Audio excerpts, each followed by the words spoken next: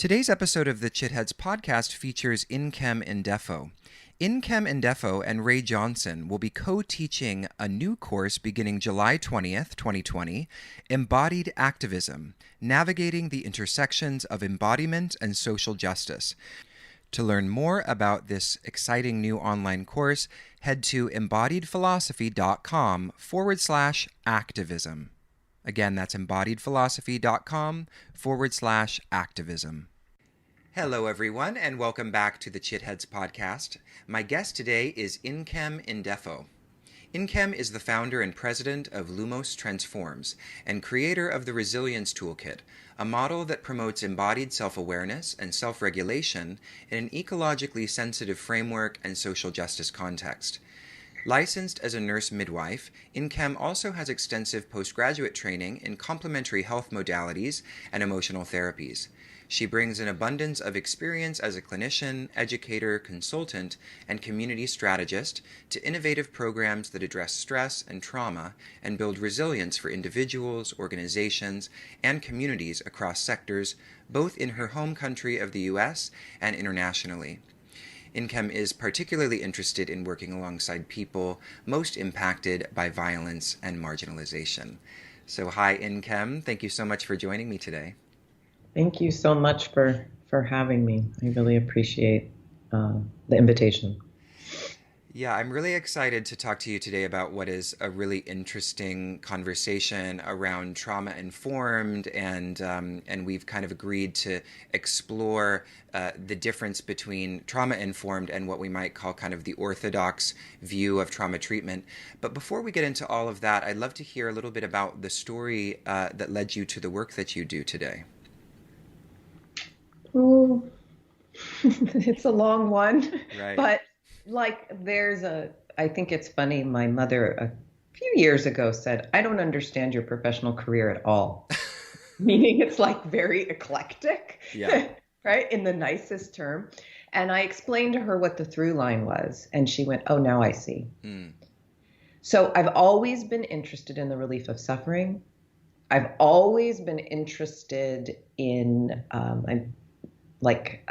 what's the deepest root, right? Like, where are the fulcrums? Where can we go?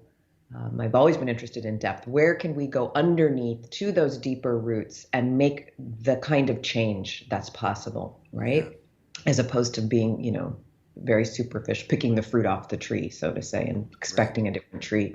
And so that trajectory has seen me, but first I was like, oh, let's try education. Right? And I was an activist and an organizer and also working at the same time with, IV drug users in the late 80s in San Francisco, and kids, dealing with, just significant adversity. And I realized the limits of this educational model. You can give people information, but it's not enough to change, right? So there's this, and coming into my own helplessness, like I feel like I'm not being helpful either. And I had my first child with a midwife, and I said, oh, there it is. There's a power element, right? Help people find this internal sense of power. And so I pivoted and did that work for quite some time. Again, working with a range of people in a range of settings, everything from driving around in an RV through South LA, providing primary care to sex workers, and to having a home birth and serving people of all different religious affiliations and different kinds of faiths. And I began to realize that having a transformative birth wasn't enough. It wasn't a deep enough root, because I thought if you get to birth, right, that's like, people are more willing to make change than any other time in their life when a new life is coming, and it's a trajectory for the birthing person, the family, right? And the whole things are shifted. But I realized that trauma would come up and hijack that process. And so for the last 13 years or so, I refocused in the areas of trauma and stress and resilience. Again, I'm interested in working in lots of different contexts because it teaches me a lot about what's generalizable and what's context specific to people's experiences and individual experiences. And so that's how where I am, is just really interested in working in this area of trauma. Beautiful. And so that's the through line: transformation, liberation, relief of suffering. Yeah. So it's interesting. So you're talking of this story about seeking out kind of the roots of suffering, and at first you thought, okay, education, and then you sort of moved towards power, and then finally and birth, and then to trauma, and so I'm interested, but also once you found kind of that the locus of trauma, and started to investigate that, how has your perception of trauma, or your conception even of trauma, shifted since you've started to do that work?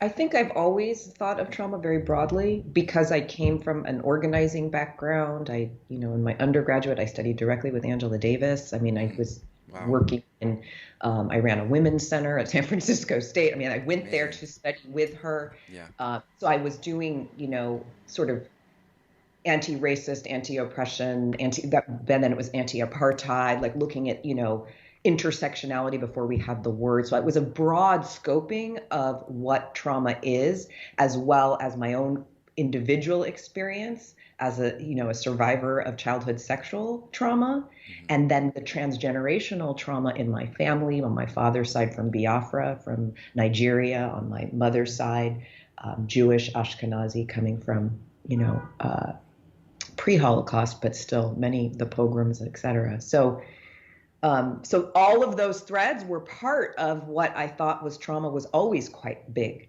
What I realized in doing the work is that although trauma is the root of probably most of our suffering, if not,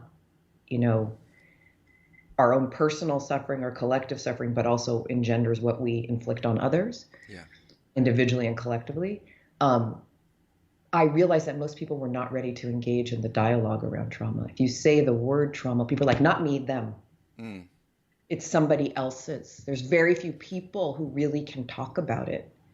And that was the big aha for me about how is that. So I actually, in common use, I don't use the word all that often. Interesting. Okay. What There do you was use instead? stress. Mm. It's acceptable. Mm. And if stress is strong enough, you could say it's trauma. Like, we have to get people in the dialogue. I mean, when people are trying to survive, right, and they're in the middle of surviving, they cannot stop and say, my God, this is a trauma. They will collapse. Yeah. And in working with vulnerable and marginalized and people experiencing chronic and, violence, like for 2 years, I designed and ran a program for refugee torture survivors, right? Like people experiencing homelessness, and chronic mental and physical health issues, right, in South LA. So really, like, seeing people in the midst of it who would not say I'm in trauma, but clearly we would all be like, oh my God, that's a Yeah. trauma, Yeah. right? Yeah. And so I recognized that conversation, when I work with individuals, I would never force you to say what your experience is Right. until you yourself feel you have to be somewhat removed from it to say, wow, that was bad. Yeah. And so I realized that's a larger framing. And so that would be really helpful. Although I know it's like we need to get people on the bridge. Yeah. They're not even on the bridge, and they're terrified of the bridge. And so what needs to happen is, so I actually developed an approach specifically for this area. Even though I love to work at that depth place of the trauma, I realized that people needed to build capacity to get in the conversation and stay in the conversation with themselves and with each other. Mm. And that was to help people get on the bridge. And I've come to realize it's about making space for people for transformation, right? We need space for the healing to happen. Yeah. And so my scoping of trauma hasn't changed. I just realized the translation had to be different so that people can hear it, because otherwise, what's the point here? Yeah. That's To so be interesting. So what do you Yeah. think would be kind of the currently are still sort of the prevailing or fundamental obstacles that keep someone from getting on the bridge, as you say, or keep someone from being able to hear, such that they can start to engage in this conversation? Like both kind of culturally, politically, personally, like what are those kind of fundamental obstacles that you really have to work through to I get on think the the bridge? biggest one is survival. So people are, in this economy before COVID, right? I mean, people are stretched to the maximum, Mm. right? We rampant, income inequality. People are just trying to survive. The amount of work that people have to produce, Oh my God, yeah. atomization and the separation that people don't have each other in community. So these conditions of life do not make space for reflection, right? And um, so I think that is the prevailing condition. And then in many places, um, because that has existed for so long, and in some places across generations, right, that there's a loss of skill in self-reflection and being able to sit with difficulty. Mm. Mm. So there's skill development that's needed. Yeah. I mean, all of the contemplative practices, right, are skill development in that area. But you have to, I mean, who gets access to that? Who has space for that? Exactly. Yeah. Yeah. Yeah. So, okay, so a similar question is, getting into kind of the topic of trauma, and of course, you're talking about how, in a very skillful way, you change the verbiage around some of these things in order for them to be more accessible for people, in order for people to be able to, step on the bridge. What are, besides kind of obstacles to that, what are, in your view, some of the kind of persistent or prevailing misunderstandings about trauma or stress in our culture today? It's generally conceived of narrowly as interpersonal violence. Mm. And part of that is the way Western culture is highly individualized, especially in Yeah. North America, where we individualize everything. We have a hard time with the subtlety and nuance of the system, Yeah. right? And so we look at harm done from one person to another in a very violent, like a physical violence way. And maybe we'll understand like a car accident could be traumatic, but like grief, traumatic grief, that's a hard one for people. Mm. Suck it up, get over it. We don't have time for that, Yeah. right? Mm. Or what I would say is like the economic violence that people live with, right? That it's completely traumatic, Yeah. And it's so normalized, people don't even recognize it as such. right? So trauma, it often I say is something that overwhelms you. Your regular coping and is just not enough. Mm. Mm. Something that overwhelms you, and um, it's bigger than you. This is the sense, Yeah. and things can be a little bigger or a lot bigger. Yeah. So we had, I mentioned it earlier, but we decided we wanted to explore kind of the differences between some of these different approaches. And when we had our kind of preliminary conversation, one of the really interesting things for me that came up was the distinction between kind of what we might call the orthodox, trauma treatment and trauma informed work, which is kind of the term that we might say encompasses your approach. So, what is the difference between this kind of more traditional or orthodox treatment of trauma and trauma informed as we're seeing it emerge today? I think the orthodox trauma treatment is talk therapy, Mm. Yeah. right? And what we know in the neuroscience of the last 15 years is that trauma is a body experience, Right. right? Which is, again, a return to ancient ways of thinking. It's not a surprise, but somehow we have to relearn things over and over again. Um, and with that, we've seen just an explosion of somatic practices, new old somatic practices around trauma. Um, but the trauma-informed approach is actually very different than that, and it's not the province of solely trauma treatment. And in fact, there are trauma treatments that are not trauma informed at all. Mm-hmm. So the movement to become trauma informed came out of sort of the behavioral health or mental health system in the US. And to me, it touches on older truths about ways to work, but to see it codified, it was codified in by the sort of this mental health approach.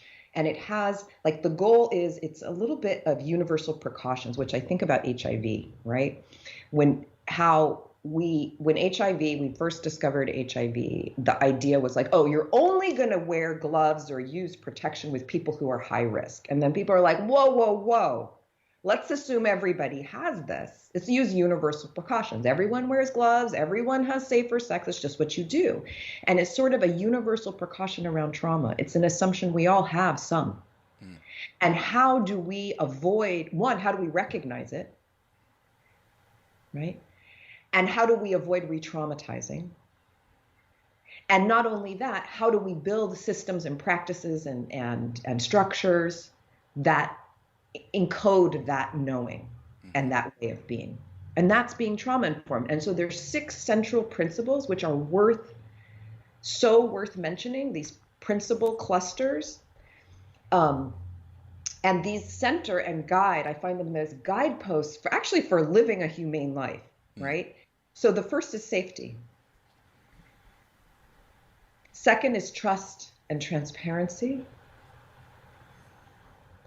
Then collaboration and mutuality. Peer support. Voice, choice, and self-agency.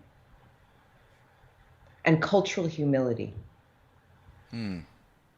So when you look at those as principles for living, right, like let alone doing trauma treatment, but just principles of living, right, that you would want to be in a place where you center safety, where you can feel trusting, where you have peers who understand or are willing to learn alongside each other about our cultures, whatever identity or history we have, where our voices matter, where we collaborate. It's like, yeah, give me more of that. Yeah. Right?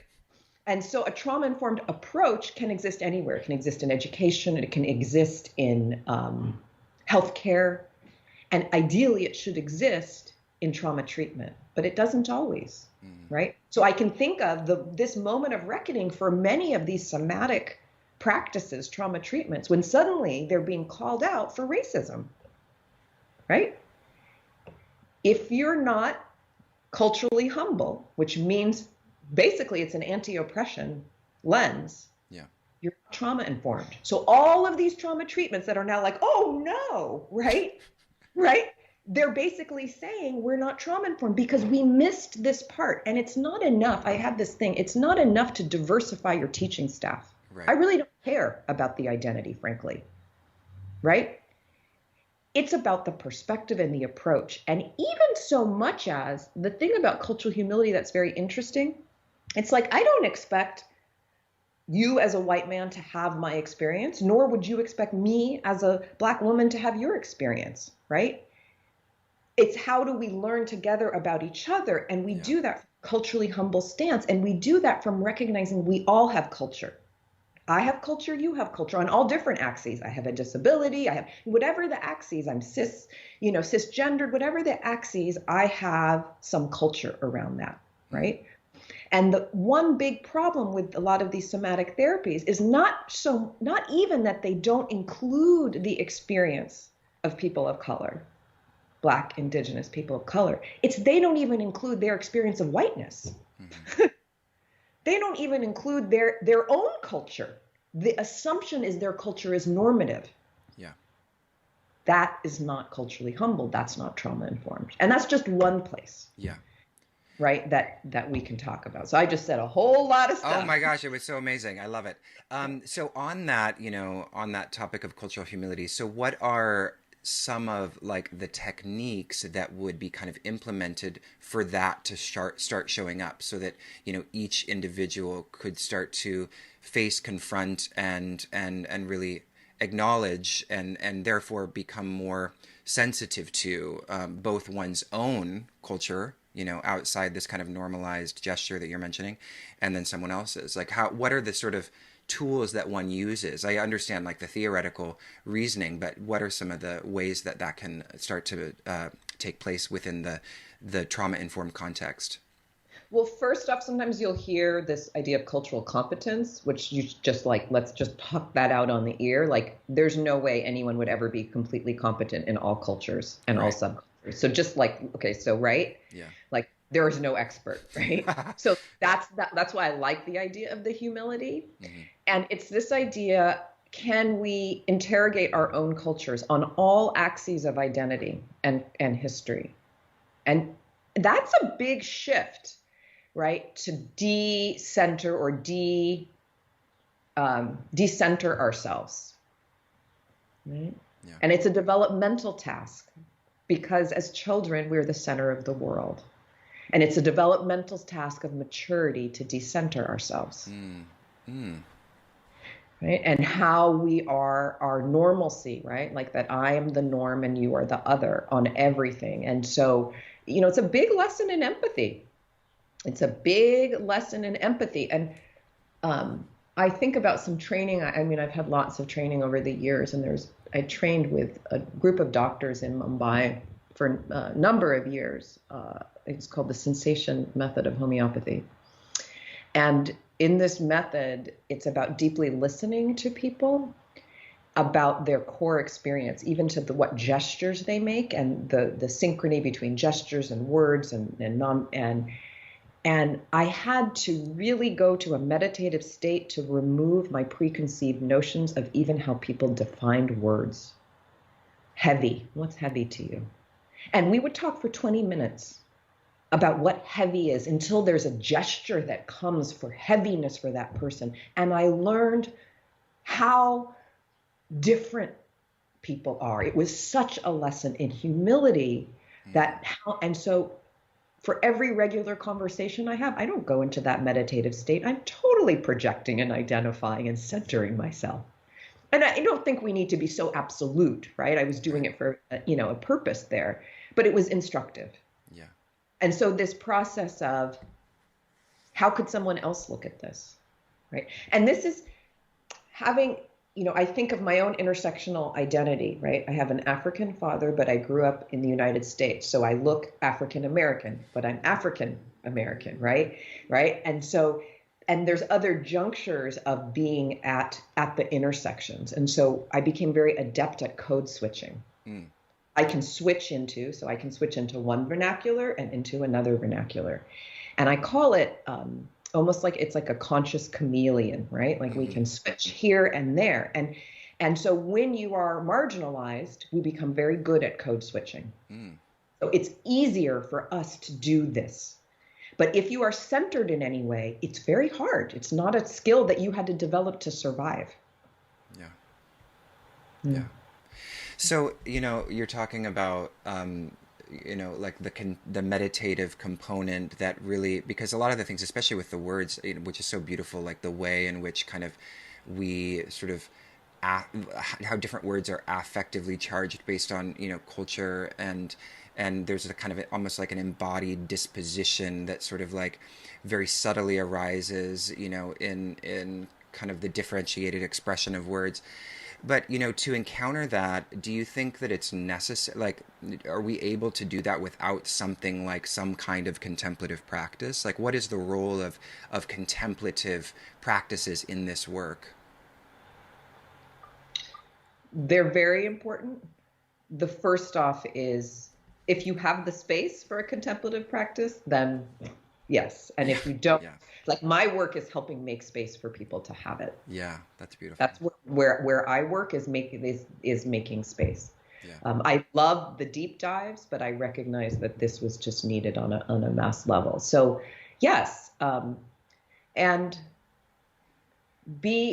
that there's a meta contemplative because the paradigm with which you chose your practice, the tradition you chose, has a culture. Yeah. Science has a culture. Everything has a culture.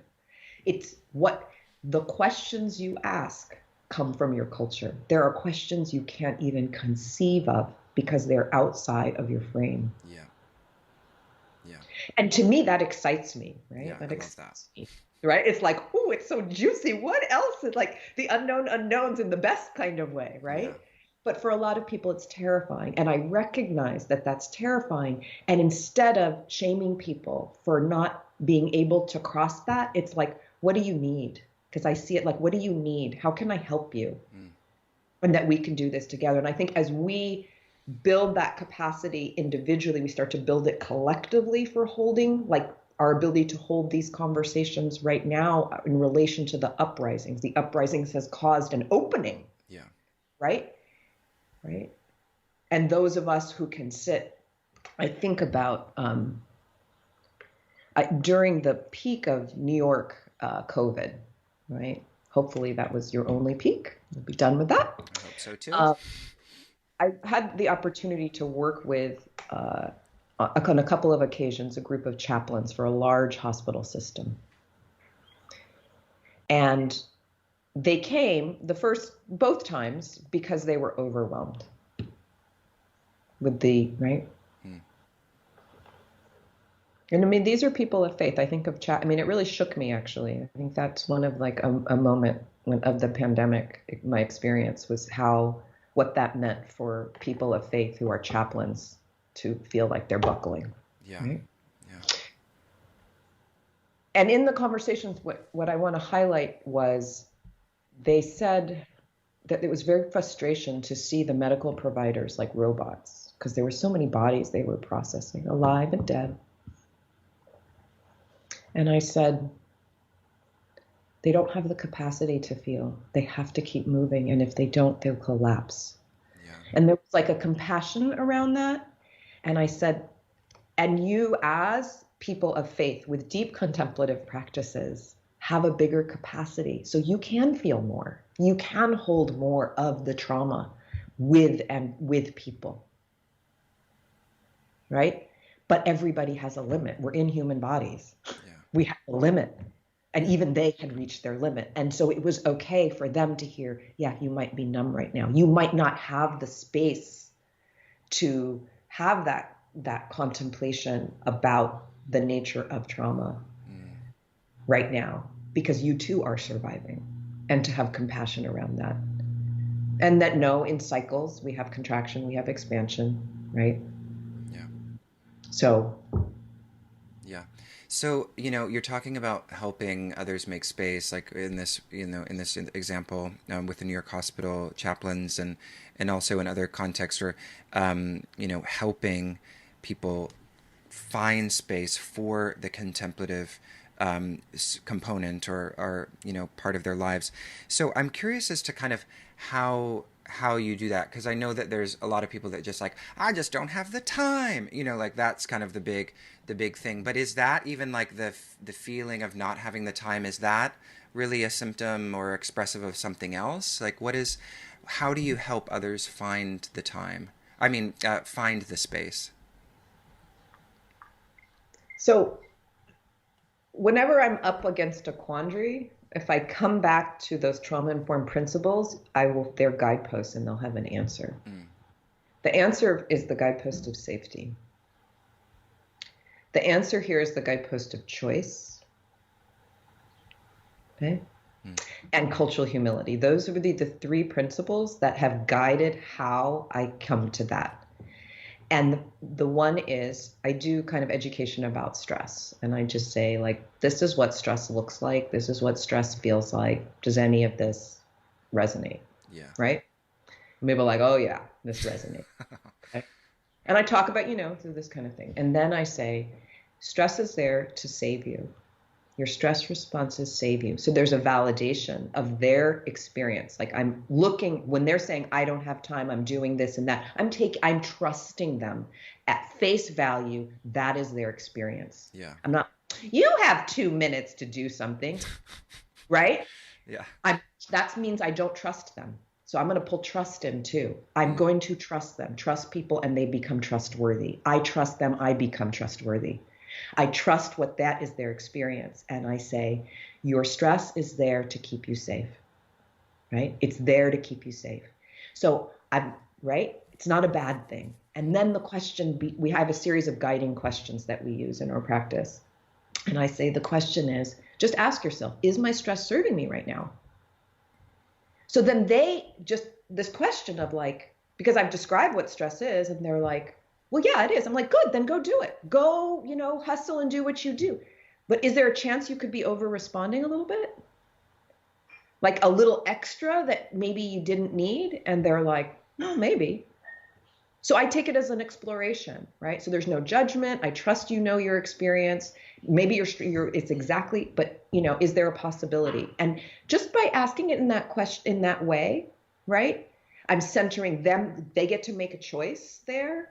I'm respecting wherever they are and trusting. And then, so I say, do you want to try as an experiment to see if something works? And then we use very, very short practices, very short, right? Because they're not about spiritual liberation. They're about settling people's stress, because when you actually settle their stress, that's when you make space. Yeah. Okay. And so I'll do just, maybe a quick breathing something, right? So they do a quick breathing something. I go, did that work? Did you get worse or better? And if they got worse, I'm like, well, you want to try something else? If they got a little better, I said, well, what do you notice now? I said, so what that means is in the moment before, you were over responding a little bit. You were carrying a little more stress than you needed. Does it feel better now? And they're like, yeah. And I'm like, and then now you can operate where, it's more effective, right? I'm not saying no stress, right? I'm not using the word trauma. Now you can operate here, right? And so they now have a little more space. There's a little less time pressure. Let them operate there for a bit. Let them learn this practice. What I always say is, can you come to the lowest effective stress response in any given moment?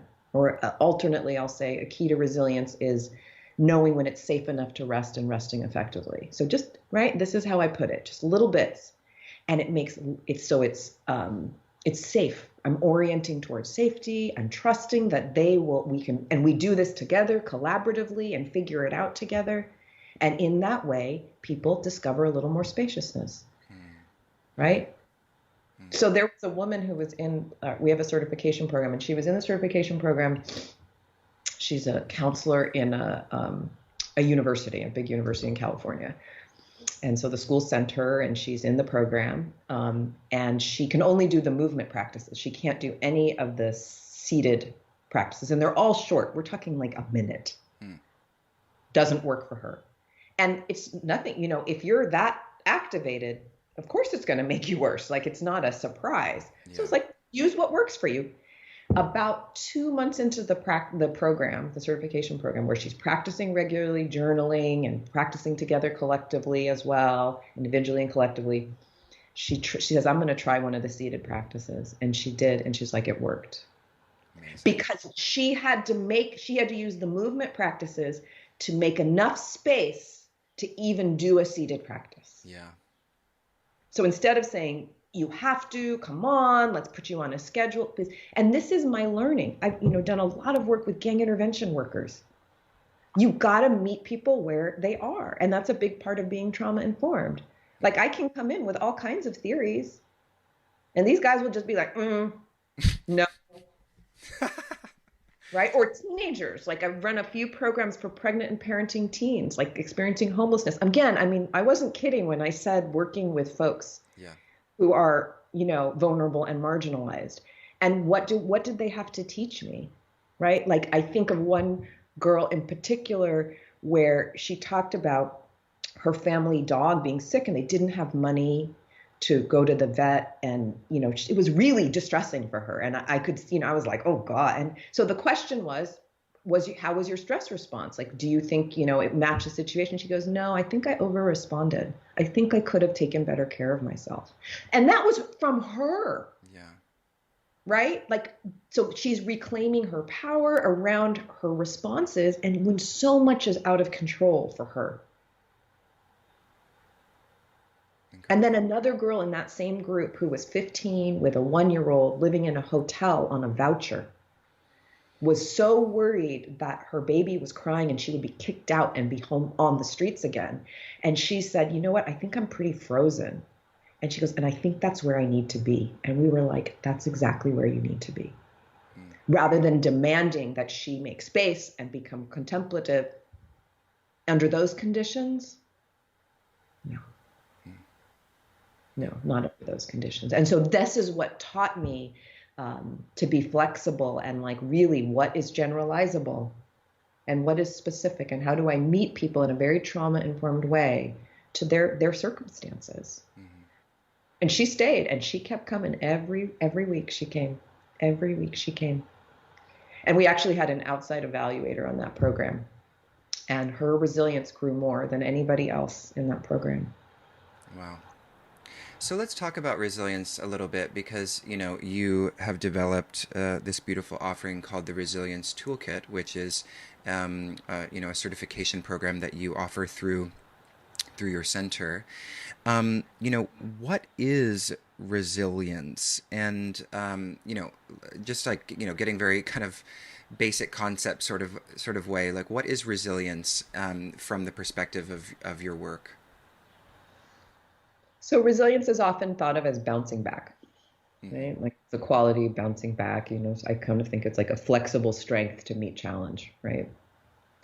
It's used often very punitively. The people who are most resilient are told they have to be even more resilient, like get another job, take more punishment in the workplace, or just be more resilient, suck it up.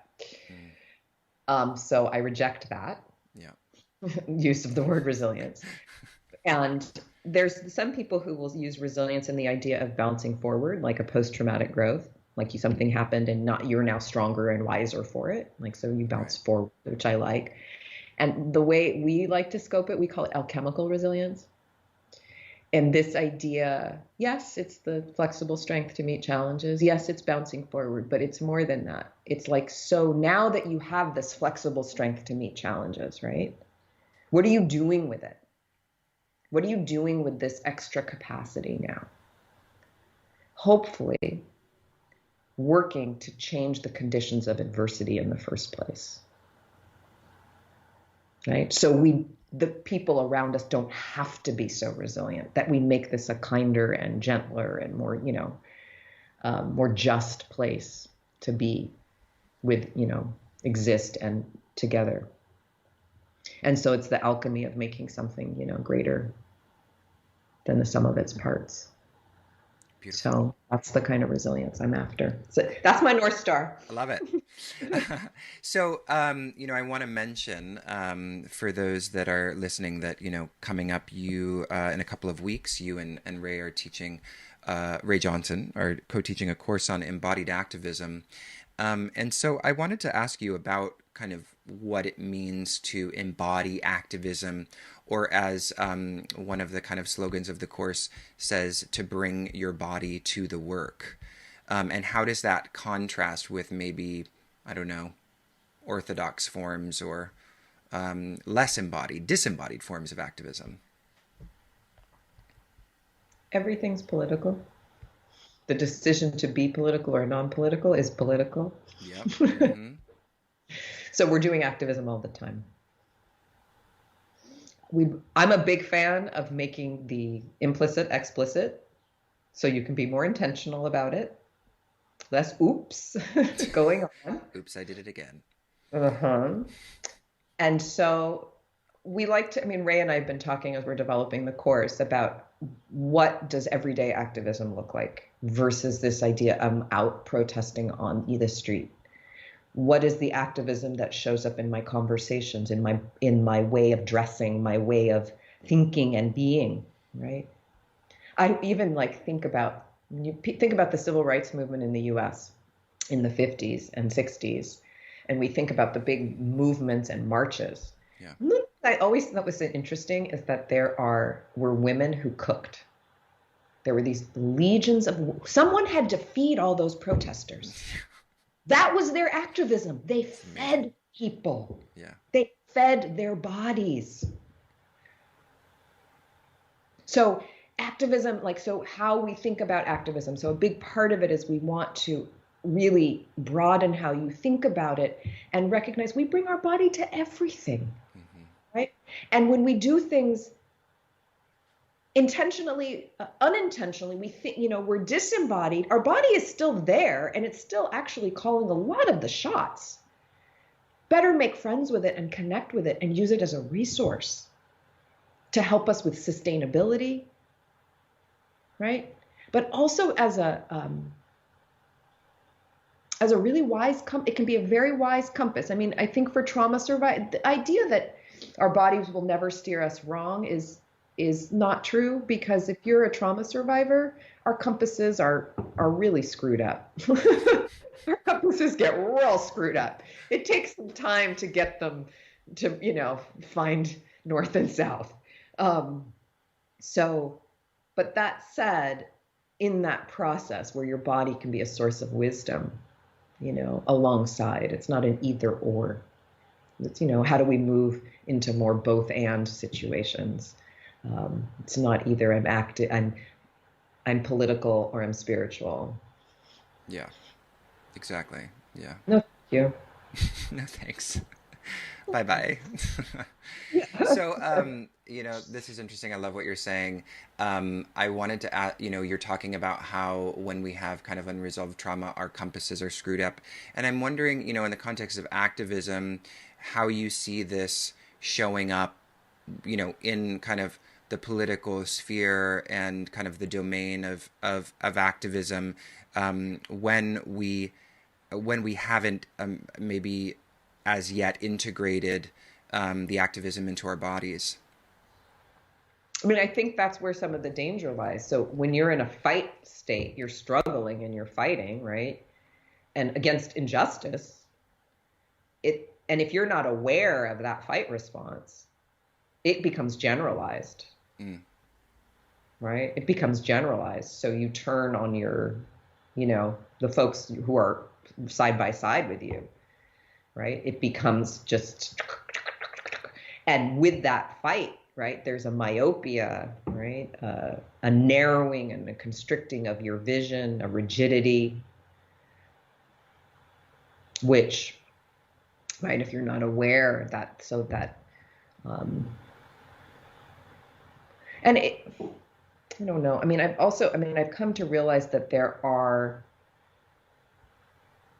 so many, to have the flexibility to have different approaches is needed. Like, I think about the Hong Kong protesters and they say, be water, right? Like they were like water, where the protests were so nimble, right? They were so nimble. They would just shift tactics, this and that, be water. Wow.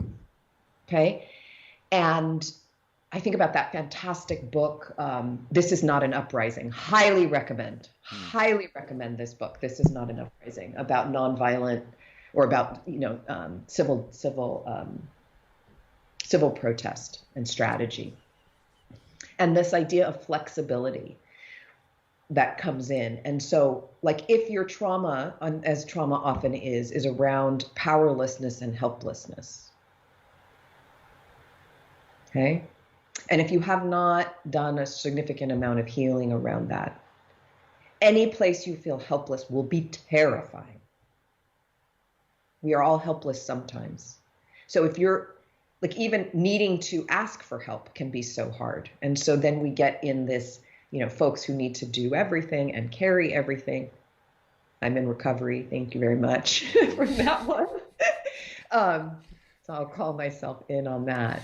And that it's the ability to let go, right, is part of what makes, otherwise you burn out, you're not sustainable. And also you're missing the collective wisdom from folks getting together and what comes out of that collaboration, right? Because of your unresolved, or I can say in the past, and so now it's like, oh, the idea of delegation used to be like, before, like, oh, I won't be done correctly. And now I'm like, great, this is wonderful. What'd you come up with? Ooh, that's a better way of doing things. Oh, can we, move that? Let's do that great. Yeah. Right. So one, better ideas, right? But that flexibility, but that came through my own healing. And I don't think there's like this magic point, like, okay, now I'm healed enough and I can do this work. It's all in a part, right? Like things don't, we heal as things arise. Yeah. Do you see this as the movement toward integrating these kinds of insights is moving along, in a pretty progressive way, or do you think there's still a lot of work to be done in kind of integrating activism with kind of the cultivation of resilience and flexibility and the watery quality that you're talking about?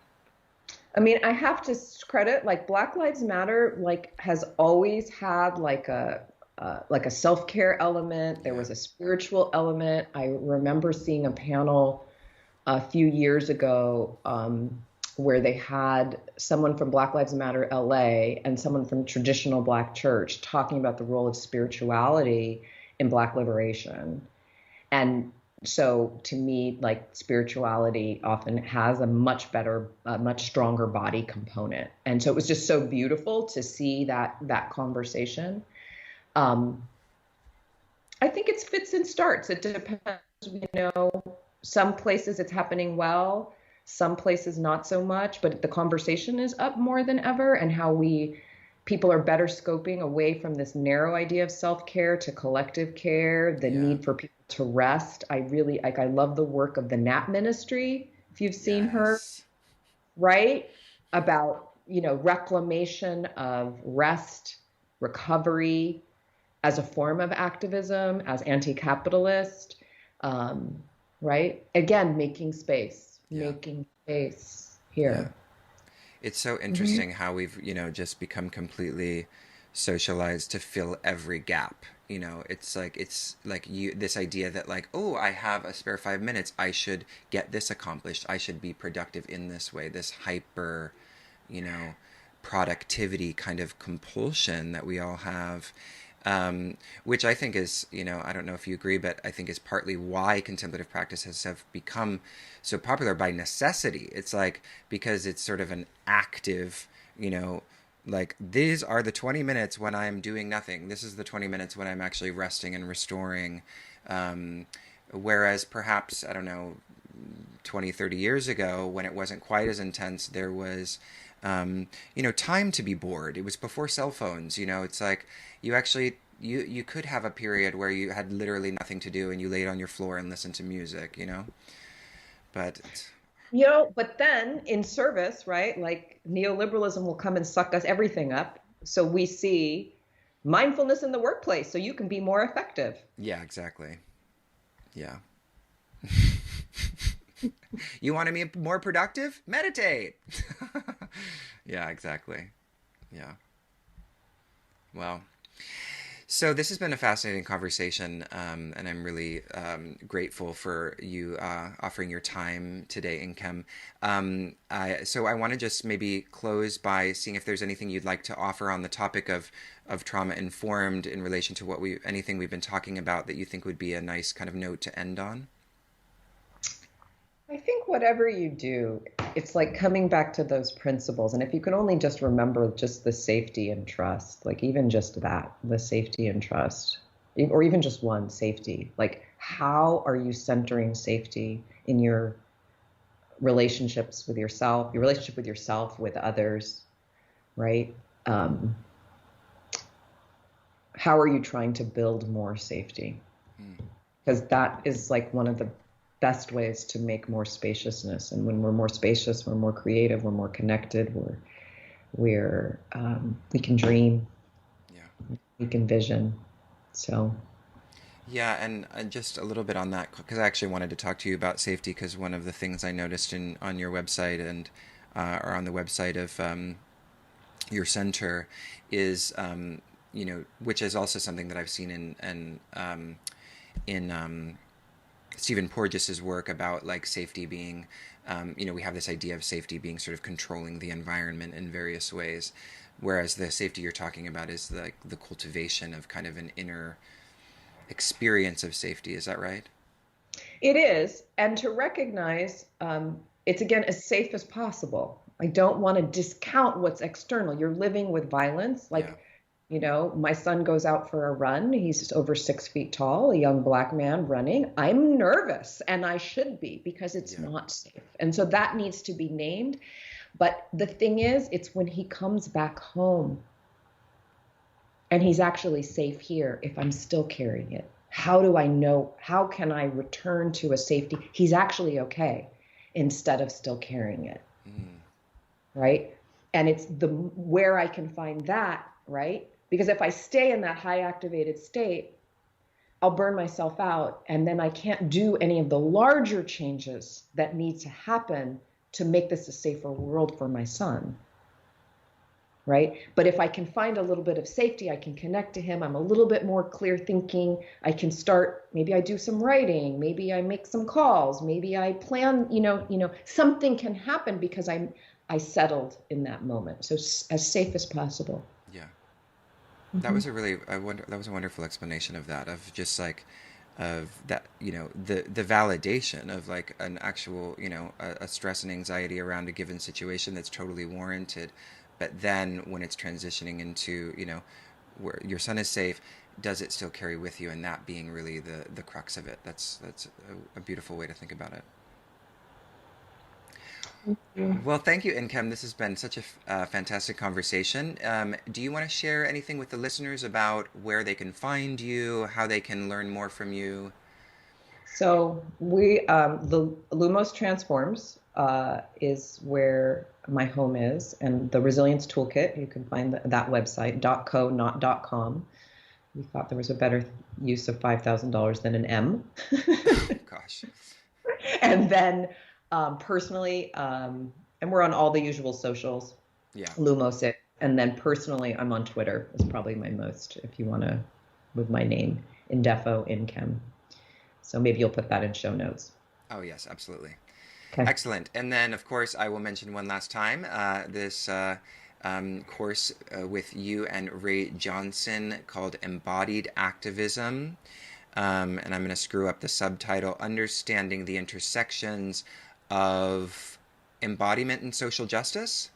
I think I that's think so. right. So, Well, we're working on it. We're just having so much fun. I was just like looking up great videos to share, right? Um, so it's really, really a joy to work with her. I'm so excited about that yeah, course. I can't wait. It's going to be such an excellent course. So if anybody's interested in that course, just check out our website, embodiedphilosophy.com. You'll find all the information there. All right. All right. Thank you, Nkem. Thank you so much.